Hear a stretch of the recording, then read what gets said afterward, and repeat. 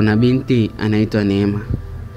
Neema ni msichana mdogo wa kijijini aliyekulia kwenye familia yenye upendo. Kila alipokuwa na tatizo, baba, mama, kaka zake walikuwa mstari wa mbele kumsaidia. Hii ilimpa amani kubwa moyoni, akijua hakuna litakalomshinda. Lakini maisha na ujanja wake. Baada ya kumaliza shule, Neema alihamia mjini kutafuta kazi.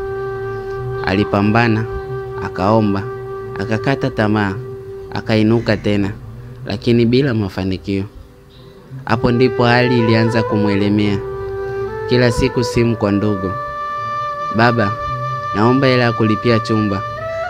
Mama, naumwa kidogo. Kaka, naomba msaada wa nauli. Lakini kila mara jibu lilikuwa lile lile. Pole sana Neema. Sasa hivi hali ni ngumu. Subiri kidogo.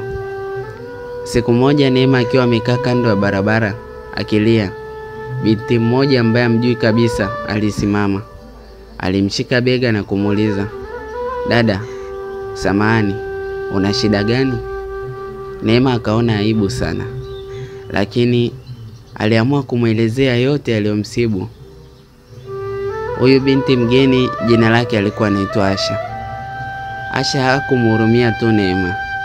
Alimpeleka nyumbani kwake, akamkaribisha, akampa chakula, akamuunganisha na rafiki yake aliyekuwa anatafuta mhudumu wa ofisi. Ndiyo kazi ambayo Neema alipata na ikamtoa kabisa kwenye mateso. Miaka 5 baadaye, Neema ana kazi nzuri na maisha yamebadilika. Anapoanza nyuma anashindwa kuamini kwamba ndugu zake hawakuweza kumsaidia. Lakini mgeni mmoja asiyekuwa na undugu alimnyanyua. Huo ndio wakati alijifunza kwamba binadamu ana mipaka, lakini Mungu hana mipaka, na mara nyingi anatuma watu sio watarajia.